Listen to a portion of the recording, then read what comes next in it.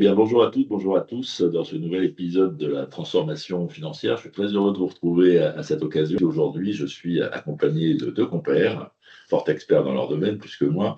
Et donc, je vais laisser Thomas et Pascal successivement se présenter.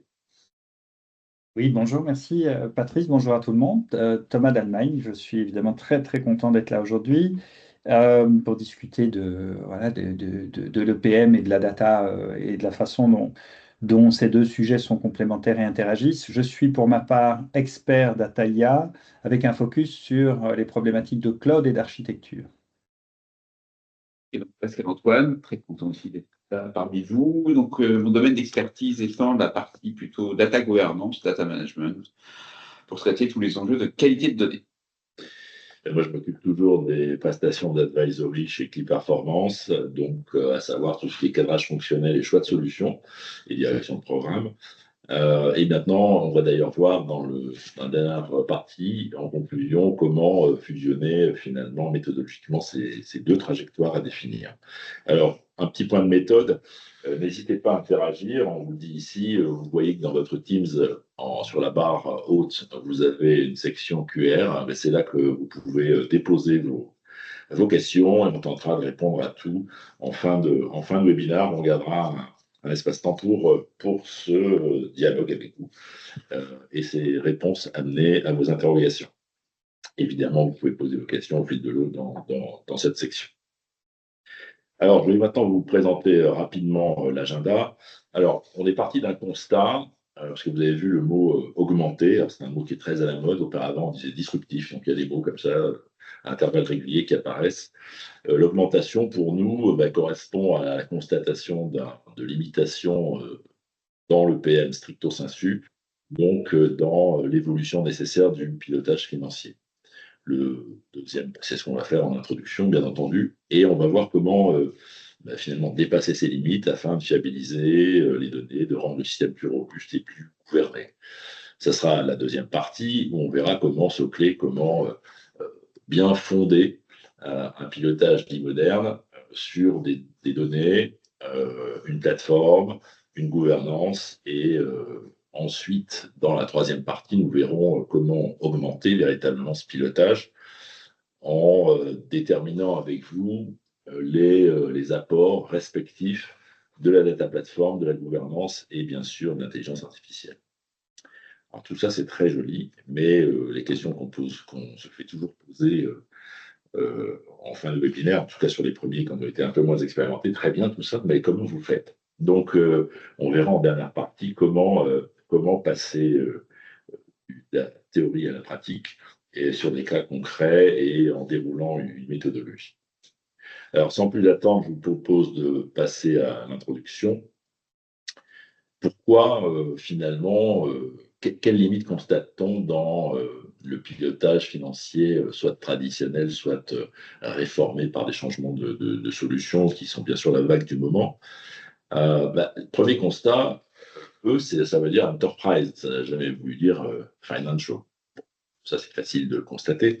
Le deuxième sujet, c'est que même dans le cadre de pilotage financier, si on prend un exemple cash, qui pourrait revenir fort à la mode suite aux circonvolutions géopolitiques que l'on connaît, eh bien, on constate que une partie des réponses simplement est traitée directement, et traitable surtout, directement dans le PM.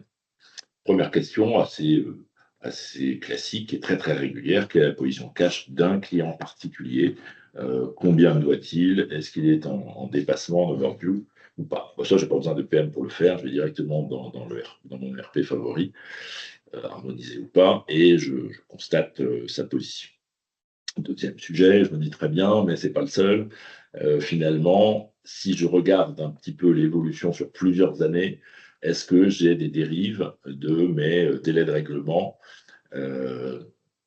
qui seraient des tendances lourdes et potentiellement soit dangereuses, soit facilitantes? Et pour ça, en fait, j'ai besoin d'une réponse historisée. Cet historique est rarement dans les ERP, il n'est pas toujours dans le PM, et même rarement. Donc, ça veut dire que je dois le trouver ailleurs, généralement dans un data mart finance orienté pour répondre à ces questions que j'ai constituées derrière mes ERP. Troisième type de question, très bien, j'ai constaté que sur 5 ans, il se passait ça, et maintenant, si j'essaie de corriger, si je gagne un jour, quel est l'impact finalement sur ma balance financière, sur mon bilan et bien sûr sur mon free cash flow? Là, on voit que ce sont des questions qui appellent à la fois du réalisé et une capacité à se projeter dans l'avenir, à faire des prévisions. Là, c'est le domaine, je dirais, par excellence de l'EPM. Vous voyez bien que je suis la troisième question. Et puis, il y en a une quatrième, bien sûr, qui est de dire, très bien, mais bon, imaginons que je gagne, mais c'est quoi la cause, finalement, quelle est la cause fondamentale de mes dérives de cash? Eh bien, il est possible, c'est pour ça qu'on a mis SIL, système d'information logistique en haut à gauche, il est possible que ce soit lié à des retards de livraison. Et pour le constater, ben, je dois être en multisource. Je dois fédérer des données qui viennent de différents environnements financiers, hors financiers. Donc, ça peut être des données RH, ça peut être des données de CRM, etc. Et là, on voit bien que pour répondre à une question finalement pas très compliquée, j'ai besoin d'être en multisource. Donc ça, c'est la deuxième grande limite, évidemment, de l'EPM, c'est que l'EPM n'est pas amené à pouvoir tout faire. Alors, il y a bien sûr des extensions dans l'EPM, il y a eu des progrès qui sont restés partiels. Bon, on peut citer le XFP&A qui n'est pas sur ce slide, qui est la capacité à modéliser autre chose que de la finance avec des outils de type EPM. Je peux faire la simulation de masse salariale, je peux faire de la simulation de nomenclatures industrielles, etc. Mais je ne saurais jamais traiter 100% du pilotage. Deuxième sujet, c'est que même si j'ai défini un plan de compte, même si j'ai défini mes entités légales, si je fais une conso, mes périmètres, etc., mes devises, eh bien, je ne maîtriserai jamais seul 100% des référentiels. C'est impossible. Et par ailleurs, tout le monde n'a pas la même vision des données d'appui, des données référentielles, des axes, des dimensions analytiques que moi en tant que financier. Donc, ça veut dire que le PM ne peut pas être maître pour l'ensemble des référentiels. Le troisième sujet, ce qu'on constate comme évolution, c'est le cas de beaucoup de solutions, les solutions de type boîte à outils, de type Anaplan, board, pigments, c'est naturellement en partie relationnel, mais on constate évidemment depuis plusieurs années, vous savez que Tagetik et OneStream notamment ont introduit des bases relationnelles. Donc on pourrait dire je peux intégrer une partie de données relationnelles supplémentaires par rapport à mon existant. C'est tout à fait vrai, mais vous ne pourrez jamais modéliser un dataware, un data lake d'entreprise dans cette plateforme EPM.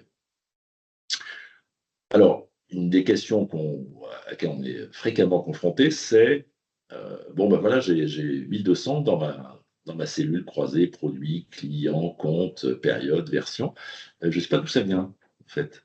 Donc, j'ai besoin de savoir l'origine de la donnée, ce qu'on appelle dans d'autres mondes un lignage, et j'ai besoin de driller donc de zoomer, pour parler français, d'approfondir, en tout cas, de plonger dans ma donnée pour connaître sa composition et d'où elle vient, etc. Bon, on voit bien que des fonctions de drill ont été externes, ont été ajoutées dans les EPM, mais ça ne donne pas forcément une qualité de données. Vous drillez, vous savez ce qu'il y a dedans, mais vous ne savez pas d'où ça vient, vous ne savez pas qui l'a alimenté, à quel moment, etc. Alors, il y a bien sûr l'apport de l'IA. On verra tout à l'heure qu'il est effectif. Donc, il y a bien des apports liés à l'IA dans le PM, mais on verra aussi que ça reste partiel. Donc, la conclusion de tout ça, c'est que si je veux avoir un vrai pilotage financier complet, appuyer sur les indicateurs opérationnels, il me faut plusieurs éléments complémentaires. D'abord, un lieu où on puisse fédérer la donnée, la concentrer, pour tout simplement rassembler des éléments de provenance différentes, de différents domaines fonctionnels. J'ai cité RH, logistique, industriel, etc., commerciaux. Premier sujet. Deuxième sujet, c'est bien de rassembler les données, mais si je ne peux pas les regarder, les comprendre, c'est très compliqué. Donc, il va me falloir une navigation, un outil d'exploration des données, ou des mécanismes en tout cas, qui me permettent d'avoir des réponses claires à mes questions.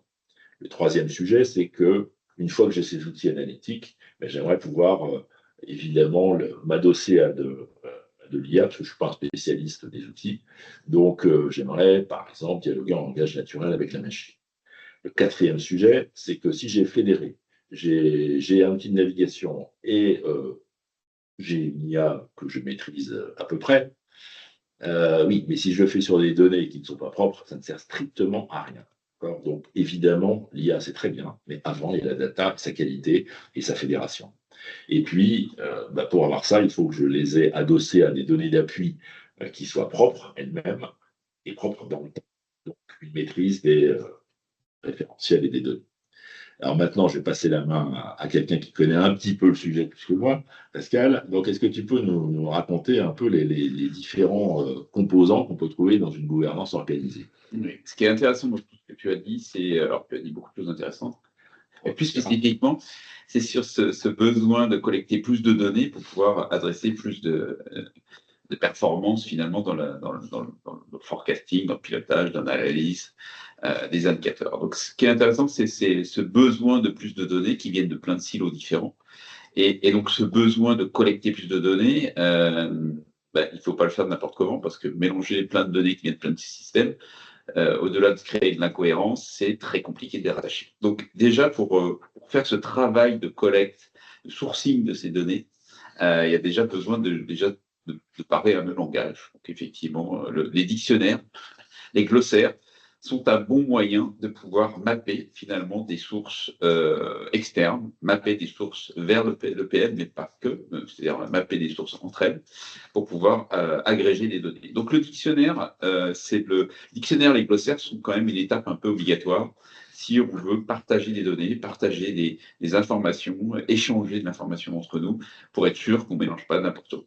Donc les dictionnaires, c'est une étape importante de documentation. Alors, on ne va pas tout documenter, on va documenter que les données qui sont pour nous essentielles sur lesquelles on veut travailler. Donc, il faut vraiment travailler par use case dans cette approche documentaire. Alors, soit ils existent déjà dans l'entreprise, soit ils n'existent pas. Et à ce moment-là, il faudra s'initier sur les use cases spécifiques dont on a besoin, cette documentation. Il faudra compléter cette documentation par des règles, des contrôles, qu'est-ce qu'on définit comme une donnée de qualité, c'est important de partager là-dessus, définir quels sont les référents sur ces différents domaines, on parle de data owner, mais on va parler plutôt de personnes référentes sur ces domaines de données, pour être sûr de ne pas se tromper sur les règles. Et une fois qu'on aura tout ça, l'idée c'est d'avoir cette fameuse donnée d'ancrage. Ça peut être les entités, ça peut être les produits, ça peut être les fournisseurs. Donc on appelle ça les master data. Donc on va essayer de mettre en place des référentiels qui vont permettre de venir agréger une même vérité sur une donnée d'ancrage, des données qui viennent de plein de sources différentes. Donc c'est le fameux enjeu des référentiels avec des différentes hiérarchies qui peuvent être différentes en fonction des différents domaines fonctionnels dans l'entreprise. Et point important, une fois qu'on aura identifié tout ça, effectivement, et ça c'est un besoin fonctionnel mais aussi réglementaire, c'est de pouvoir tracer tout le chemin de la data, donc le fameux lineage de la donnée, depuis la donnée source, donc le système producteur de la donnée, ça peut être un ERP ou un système, jusqu'au système EPM, et donc on appelle ça le lineage, et toutes les chaînes de transformation pour être sûr qu'on ne fait pas n'importe quoi quand on fait tout le calcul du KPI. L'objectif, ce n'est pas forcément qu'un objectif de qualité de données, même si c'est un prérequis. Voilà. C'est pour des choses qui soient mesurables. L'objectif dans la qualité de la donnée, c'est un effort. Donc derrière, il faut qu'il y ait un résultat concret et opérationnel.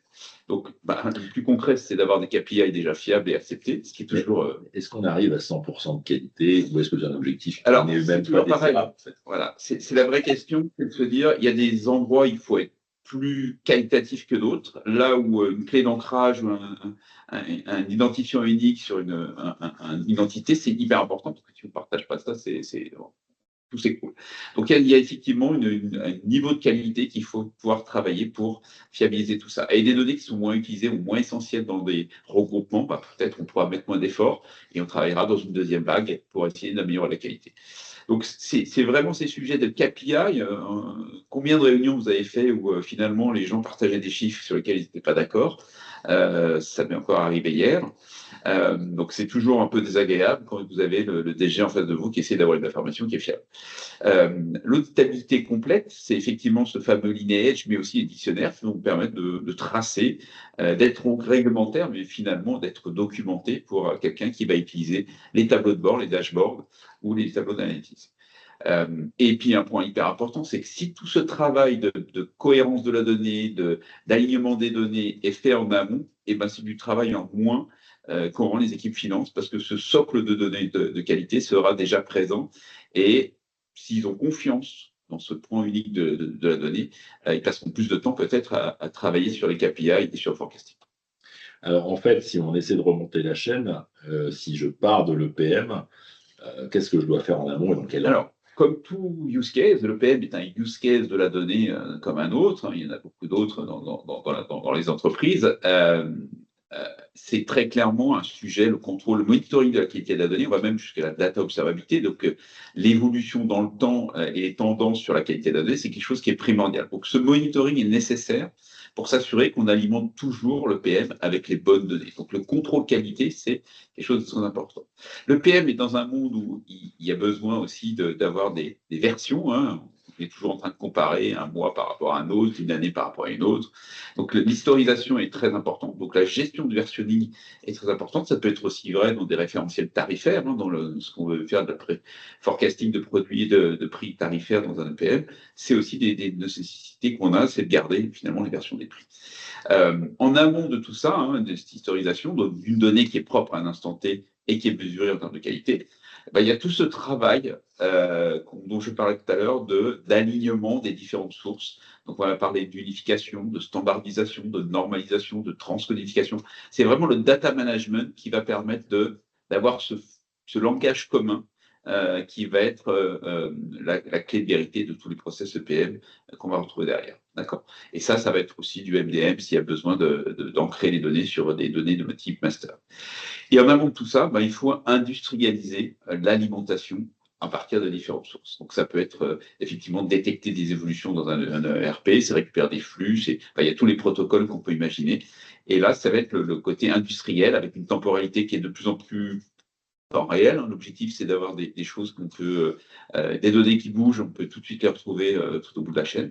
Donc l'industrialisation aussi de l'ingestion, c'est quelque chose qui est très important et ça fait partie finalement de toute la chaîne de transformation de la donnée.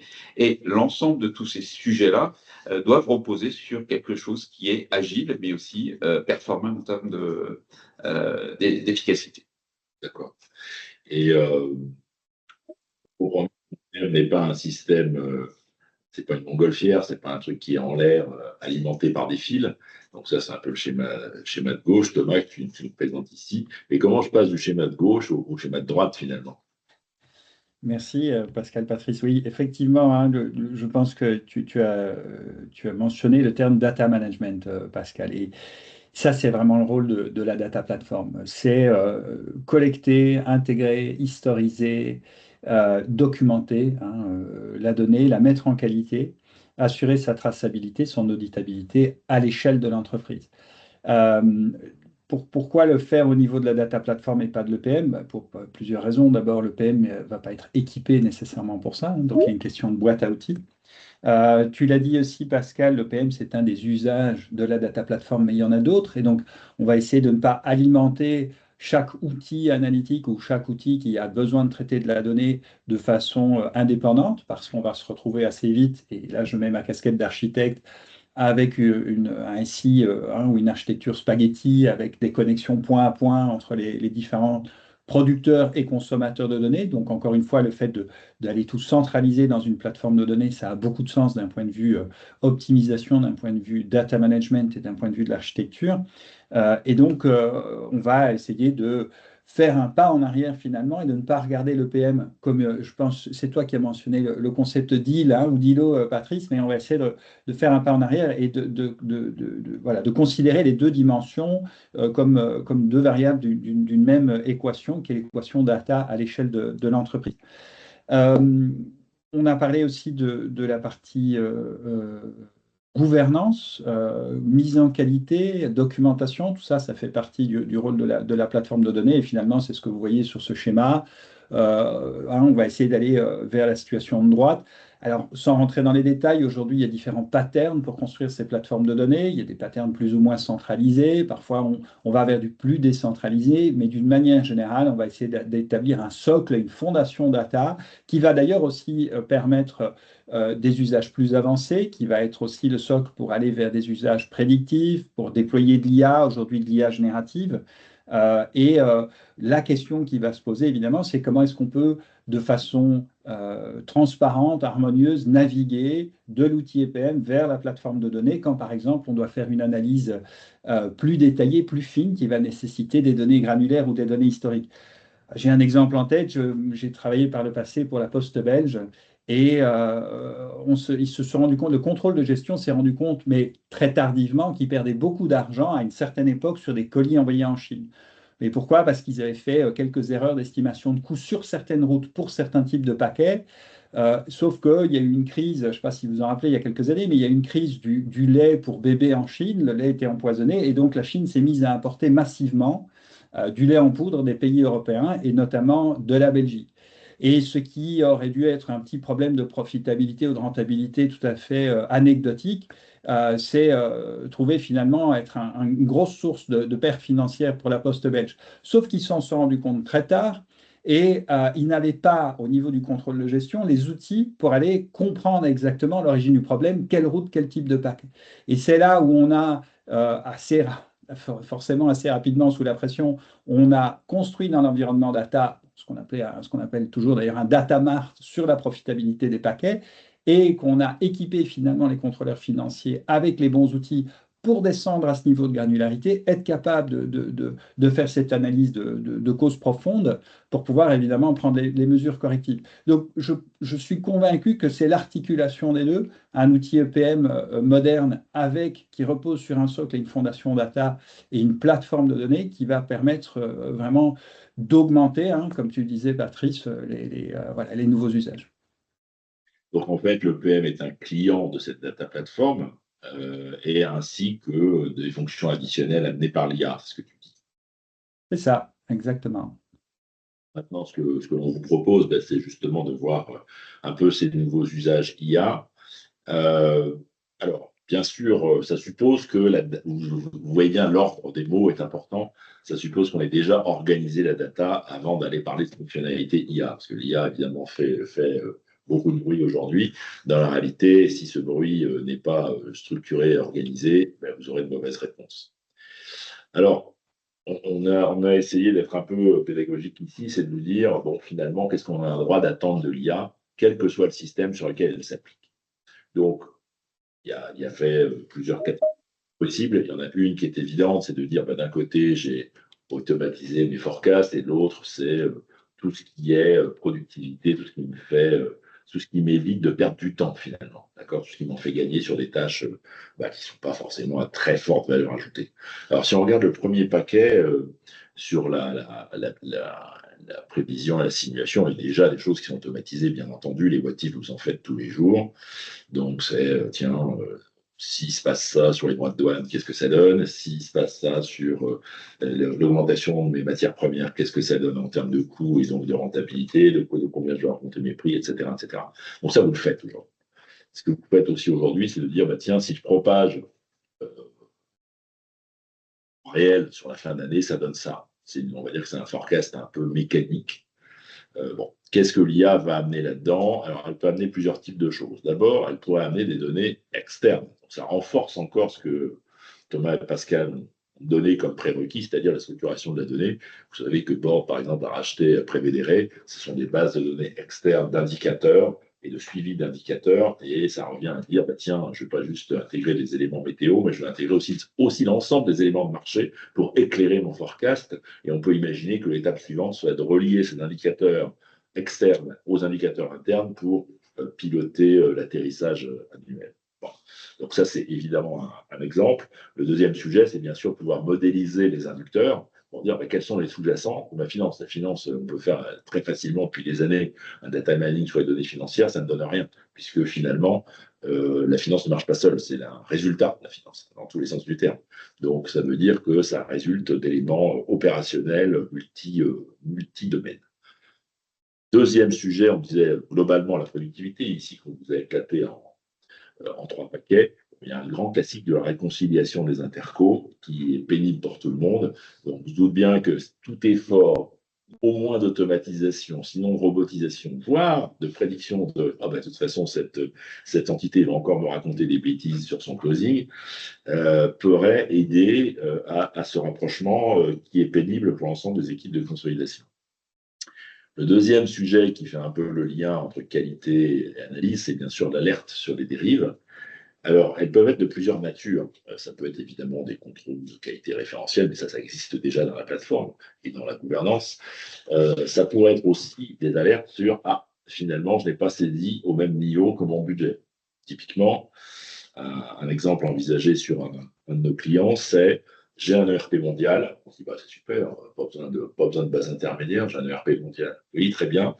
Je n'ai pas besoin de gouverner puisque j'ai un ERP mondial. Sauf que cet ERP mondial, pour faire entrer tout le monde dans le même mandant, dans le même modèle, a posé un modèle extrêmement large, multi-axe, c'est-à-dire j'ai des canaux, j'ai des produits, j'ai des marchés, j'ai des devises, j'ai. Bon, les contrôleurs de gestion, ils ont par exemple budgété des publi-promos, des publi-promotions, des actions publi-promotionnelles, des ANP, comme on dit, sur certains croisements. Ils ont dit, bah voilà, sur tel pays, pour tout ce qui est travel retail, tout ce qui est duty free, tout ce qui est vente aéroport, je budgète tant depuis une promo. Très bien. Et puis, ou par exemple, au Canada, je budgète tant. Et manque de bol, c'est que sur ce client-là, le Canada est alimenté par les États-Unis. Et quand les comptables reçoivent la facture, ben, ils saisissent sur États-Unis et pas sur Canada. Et donc, je me retrouve avec un budget et horaire qui ne sont pas au même endroit. Donc, évidemment, je peux aller à la pêche dans mon cube, c'est moins pratique que dans un lac, et chercher ma data. Mais oui, mon budget, oui, mon réel. Voilà. Bon, évidemment que là, l'IA pourrait très facilement détecter les nouveaux croisements saisis en réel qui n'étaient pas prévus. Okay. Et donc, faciliter les travaux des contrôleurs et des analystes. Donc, ça rentre dans tout ce qui est détection. Est-ce que c'est une anomalie? Oui. Dans ce cas-là, dans le cas que je vous ai cité, oui, mais pas forcément. Ce qu'on voit réellement arriver, et c'est déjà sur la table, c'est le narratif. C'est-à-dire que aujourd'hui, on peut générer automatiquement des analyses d'écart et des premiers niveaux de commentaires sur les données.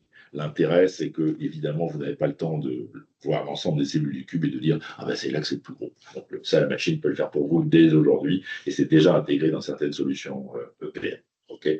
Même chose sur le narratif. Alors, le narratif, on y pense très souvent pour ah ben c'est bien, ça m'a raconté la vie sur l'effet volume, l'effet prix, l'effet mix, etc. C'est bien. Mais il faut bien que vous pensiez aussi à la possession de votre système. Or, la possession de votre système suppose la connaissance parfaite des règles. Or, les règles de gestion, ben, elles reposent sur des règles informatiques qui ont été posées dans l'outil EPM, qui sont plus ou moins compréhensibles. Bon, récemment, sur un choix d'outils que nous avons organisé, nous avons accompagné, nous avons vu un outil qui proposait les commentaires automatiques sur ses propres règles. Ça veut dire que la règle est montrée et il y a une traduction en langage naturel de eh bien, le prix est alimenté par, tu as posé un taux d'inflation du prix à partir du mois de mars sur tel segment, et en fait, ton chiffre d'affaires est la multiplication de ça par ça par ça. Et c'est un chiffre d'affaires brut et c'est pas un chiffre d'affaires net. Donc, tout ce genre de commentaires, il aide à l'embarquement des équipes. Donc, on ne parle pas de productivité au sens strict, on parle de montée en compétences accélérée dans cet exemple. Alors maintenant, il y a pour ça, c'est ce que vous pourriez attendre. Bon, on peut multiplier les exemples des langages naturels et de l'automatisation. Ce qu'on va maintenant voir, c'est qu'est-ce qui est dans les outils EPM. J'ai cité quelques exemples sur les narratifs ou les réconciliations, et qu'est-ce qui finalement sort un peu de là. C'est-à-dire,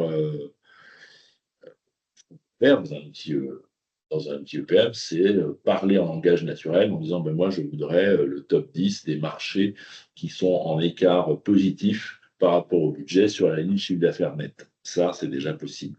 Okay. Alors, vous imaginez que historiquement, j'imagine que vous en faites beaucoup aujourd'hui, vous allez dans vos dimensions, vous les organisez, vous croisez, vous faites des tableaux, mais flûte, il manque ça, et c'est reparti, vous en avez pour 2 plombs. Okay. Donc, il est évident que si vous aviez déjà une première génération de tableaux, vous iriez plus vite. Le deuxième sujet, je l'ai donné un tout petit peu sur une sorte de parcours administrateur à travers l'explication des règles. Vous pouvez l'avoir aussi sur des gens qui ne comprennent pas ce qu'il faut ou ce qu'ils ont à faire. Eh bien, au lieu de payer très cher un follow the sun, vous pourriez très bien avoir un support de premier niveau qui soit alimenté par l'IA, qui dise bah, tiens, la personne ne sait pas où saisir, donc elle pose la question, elle dit je dois saisir où le fameux budget d'ANP. Eh ben, ton budget d'ANP, d'après la facture que je lis, ben, il faudrait que tu le saisisses là. voyez, on aurait réglé le problème en amont de l'EPM. Donc là, c'est évidemment la transition vers le slide suivant, c'est qu'une partie des fonctions d'IA peut être appliquée directement dans les outils EPM, mais il y aura une partie qui, en fait, est plus du ressort de la plateforme, ce dont on va parler maintenant. Oui, Patrice, effectivement, les plateformes data et puis aujourd'hui la convergence entre la data et l'IA nous permet quand même d'avoir des outils de plus en plus efficaces à notre disposition, notamment tout ce qui est la capacité à interroger nos données en langage naturel. C'était il y a encore 2 ou 3 ans un peu un rêve. Alors il y avait quelques tentatives avec des technologies qu'on appelait le Natural Language Processing, mais aujourd'hui l'IA générative nous permet vraiment de parler à nos données. Alors attention, il faut encore une fois que ces données soient bien structurées, gouvernées, documentées, hein, la sémantique doit être en place. Mais si c'est le cas, on peut, avec des outils comme Snowflake Intelligence, Databricks, Uni, mais il y en a d'autres, on peut vraiment interroger, parfois à travers un canal Teams, par exemple, simplement son data lake, sa data platform, et élaborer des questions relativement complexes. Ça, c'est des choses, même si aujourd'hui l'IA s'intègre aussi nativement dans les outils EPM, c'est quand même des choses qui vont encore une fois permettre d'aller plus en profondeur sur des données granulaires et de faire un petit peu l'interface entre le PM et la data plus fine qu'on va trouver dans une data platform. Tu l'as dit, on peut enrichir aussi les forecasts, mais évidemment, toute la capacité à passer à l'échelle sur une data platform va nous permettre d'aller intégrer beaucoup de données, des données historiques, des données non structurées, des données comportementales, des données météo, et d'utiliser là, je dirais plutôt l'IA traditionnelle, hein, ce qu'on appelle le machine learning, pour aller chercher des forecasts qui sont potentiellement beaucoup plus pointus, moins biaisés. L'observabilité, là, on est dans le rayon un peu on est dans le rayon de Pascal, hein, sur la capacité qu'on va avoir à comprendre ou à détecter des anomalies, des écarts, mais le plus tôt possible dans la chaîne, au moment où la donnée elle est capturée, elle est intégrée, traitée dans la data platform, potentiellement même en amont de l'EPM, avec des systèmes correctifs, des systèmes d'alerting. L'IA va là aussi nous amener toute une palette de nouvelles possibilités. Les référentiels, hein, je pense que c'est quelque chose sans être un expert de l'EPM et de la finance. Je pense qu'on passe beaucoup de temps à faire des rapprochements, du mapping entre les entités, les hiérarchies de consolidation, les plans de compte, etc. L'IA, là aussi, va pouvoir nous aider et accélérer très, très fort tout ce temps-là. Et donc, voilà, c'est très rentable, hein, si je puis dire. Bon, et pourquoi pas imaginer demain un agent finance, et peut-être que certains d'entre vous ont déjà commencé à travailler sur ces sujets-là, mais qui va permettre d'interagir à la fois avec le contenu de l'outil EPM et avec un contenu plus fin dans une data platform, de nouveau au langage naturel, avec les technologies d'IA générative et les technologies qu'on appelle RAG, qui permettent d'exploiter un corpus documentaire non structuré, un ensemble de documents, de contrats ou d'autres choses, pour, par exemple, encore une fois, comprendre pourquoi tel écart a eu lieu ou les actuals ne sont pas à la hauteur du budget, par exemple. Donc, l'IA va nous permettre d'aller vers ce pilotage augmenté, mais ce n'est pas l'IA en tant que tel, c'est plutôt l'IA sur une plateforme de données bien structurée en combinaison avec l'EPM. C'est pourquoi, encore une fois, je pense que c'est vraiment intéressant de considérer les deux domaines comme finalement presque deux variables d'une même équation, quoi. Donc ça veut dire que si demain je suis en position d'une entité et je dois reporter vers un groupe, j'ai un nouveau compte dans mon propre ERP, je ne sais pas très bien où le classer, je pourrais faire appel à l'IA pour aller explorer un glossaire d'entreprise, un glossaire et dire vu le contenu de ton nouveau compte, si je puis dire, eh bien tu devrais le classer là. Voilà, l'IA, alors toujours, rappelez-vous, hein, l'IA, la chose importante, c'est de la gouverner elle aussi, et peut-être que Pascal pourra en toucher un mot tout à l'heure, parce qu'elle a des biais, elle a parfois des hallucinations, même si la technologie s'améliore littéralement de semaine en semaine, et c'est assez bluffant, vous l'avez certainement constaté. Mais oui, l'IA va pouvoir nous faire ce genre de propositions. Je travaille notamment moi sur des dossiers, alors c'est pas lié à la finance, mais sur des dossiers de matching de référentiels pour l'équivalent de France Travail en Belgique, où on fait on a des référentiels de compétences entre les demandeurs d'emploi et ce que proposent les entreprises en termes de jobs, d'emploi. Et évidemment, vous imaginez la quantité astronomique de libellés qui se ressemblent, mais ne veulent pas du tout dire la même chose potentiellement. Et l'IA générative est en fait un gain de temps colossal sur le matching de ces référentiels et de ces compétences. On peut certainement appliquer ça également au domaine financier. Ouais, c'est certain. Alors maintenant, on a vu beaucoup de définitions, beaucoup de conseils finalement, de prérequis parfois. Bon, la question finalement la plus importante, c'est très bien, j'ai compris ce que vous me racontiez, comment je fais? Alors, comment je fais? Il y a déjà des choses que l'on faisait, évidemment, à l'intérieur des EPM pour les choisir. On ne choisit pas un EPM en disant, bah, tiens, sur ma roadmap, je vais prendre Pigment ou je vais prendre Stream ou Tegletic, Board, Oracle, etc. Je le fais évidemment en fonction de considérations à la fois fonctionnelles et d'urbanisme. Donc, comment on ordonne traditionnellement les questions quand on fait ce genre d'études de façon assez fréquente, c'est je commence par regarder ce que j'ai, hein, ça c'est assez logique. Donc, je dis tiens, j'ai un existant, il a ses forces, ses faiblesses. Souvent, on a des systèmes en face de nous qui sont sédimentés, qui ont vécu et qui se sont déformés.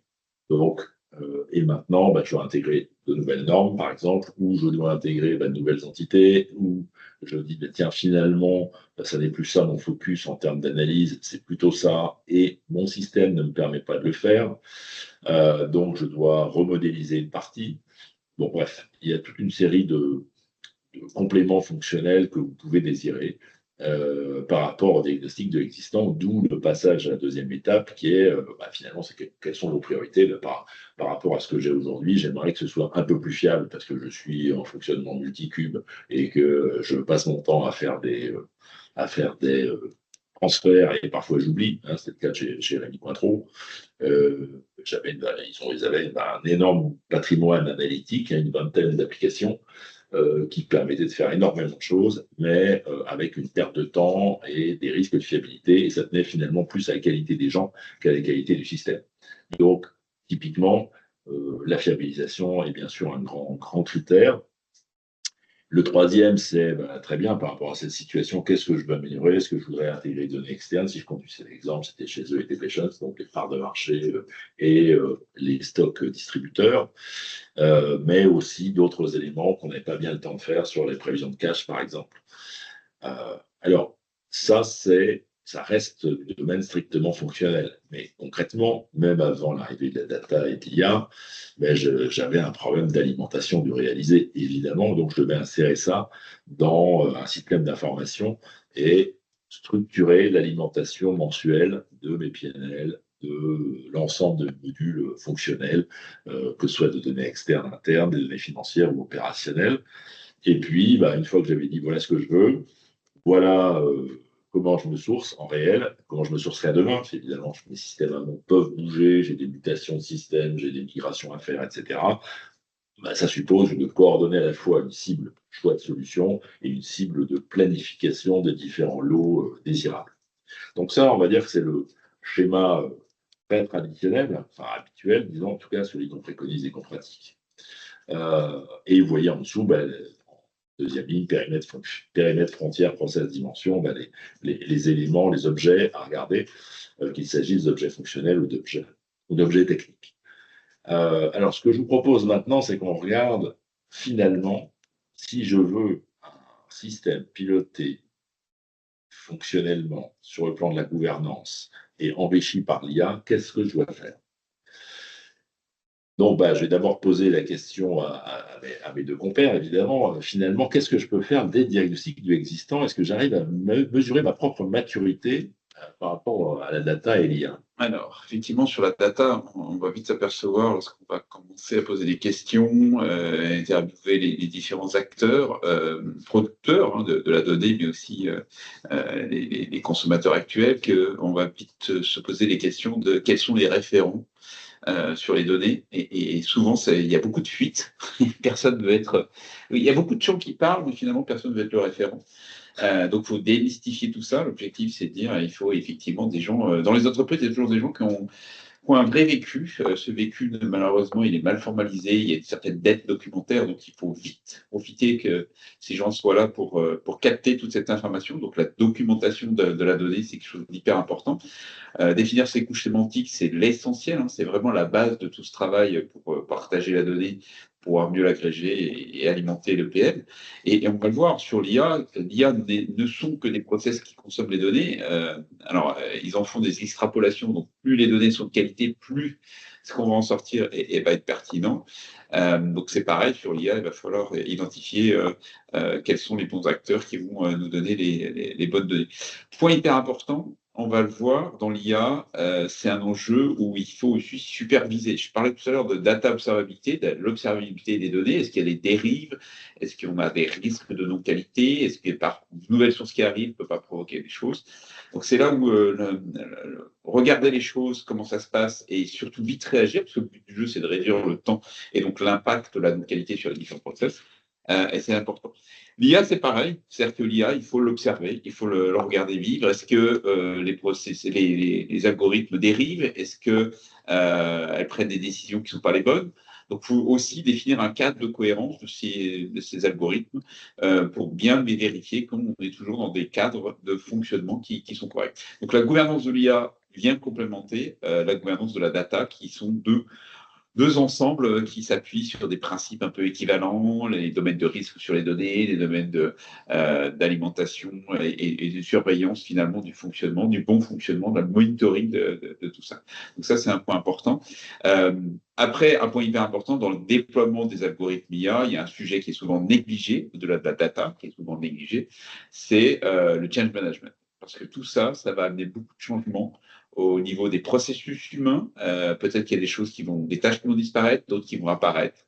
Donc ça va changer aussi beaucoup les choses. Donc un chantier de change autour du déploiement, on va dire, de solutions avancées, c'est primordial. Et comment je vais socler tout ça sur la data platform, Thomas? C'est-à-dire à quel moment de la méthode je dois faire intervenir ces choix de solutions aussi sur les éléments amont? J'ai envie de dire à toutes les étapes, dès le diagnostic, quand on va évaluer la maturité data, on va aussi faire le point sur l'architecture, sur l'outillage, sur l'operating model, et essayer de situer les fonctions EPM sur cette cartographie. Dans la définition des priorités, il va falloir veiller également à ce que les priorités de l'EPM soient reprises, en tout cas elles soient sur la feuille de route de la stratégie et de la vision data.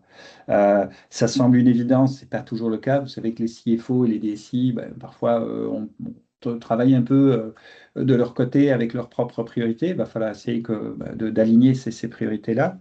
En termes d'ambition, pareil, il faut que les cas d'usage de l'EPM apparaissent en haut de la liste si on veut que ça puisse avancer et qu'on puisse servir et puis répondre aux enjeux, comme l'a dit Pascal, de qualité de gouvernance notamment. Et la gouvernance de la donnée et l'IA à l'échelle d'une entreprise doit évidemment aussi couvrir les enjeux et les problématiques financières de l'EPM.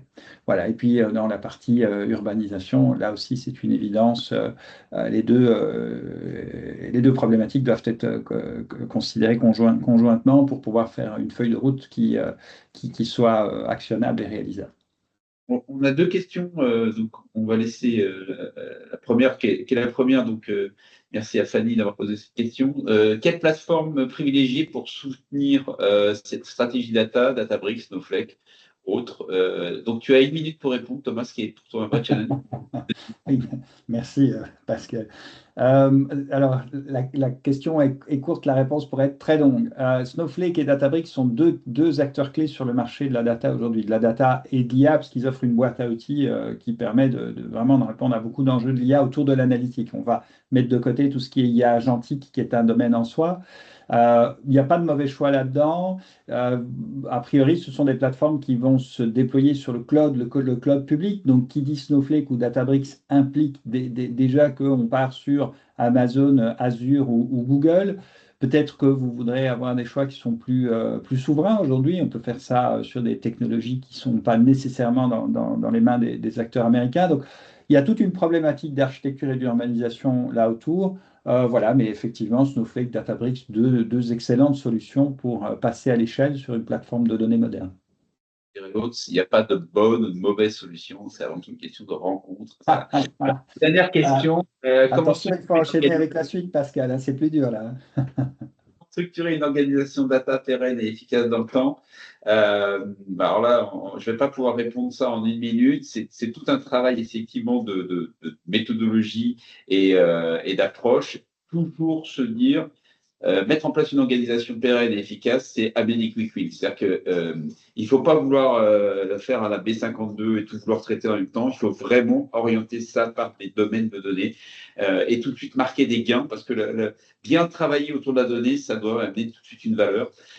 Donc, je dirais comment structurer, c'est de manière itérative, et avec des apports de valeur et montrer des KPI tout de suite qui parlent au métier ou au sponsor avec des gains de temps, d'argent ou de rentabilité. Donc toujours faire ce lien entre une organisation business data et avec des enjeux business. Donc ça c'est important, mais on pourra en discuter plus longtemps si vous voulez. Voilà, je crois qu'on est arrivé au terme des... Ah, il y a encore une question? Je ne le vois pas.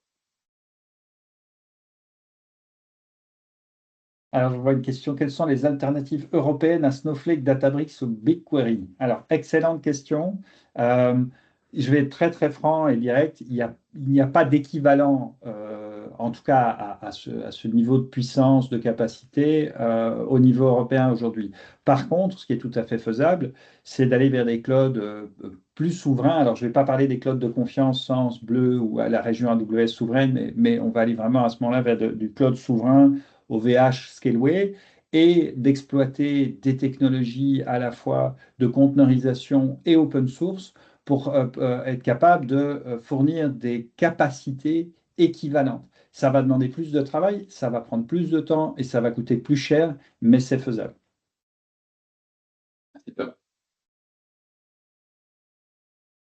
Sinon, effectivement, le cloud de confiance, voilà, vous allez vers Sens, hein, qui est, comme vous le savez, sont des technologies Google licenciées par Thales et opérées par Thales.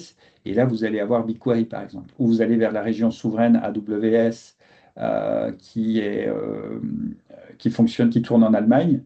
Et vous aurez Redshift et Snowflake qui est disponible sur la région sur la région, pardon, souveraine AWS. Mais voilà, vous êtes à moitié souverain, quoi. Pas d'autres questions? Bah, écoutez, pour finir, on vous rappelle ici les QR codes des webinaires précédents. Donc, vous voyez qu'on est sur au moins le 6e de la transformation financière. Il y aura d'autres épisodes, évidemment, notamment sur la data. Vous comprenez que le sujet est extrêmement large. On essaie de le balayer en 3/4 d'heure, mais c'est évidemment une performance, surtout avec 3 bavards comme nous. Donc, j'espère qu'on a répondu à certaines de vos interrogations.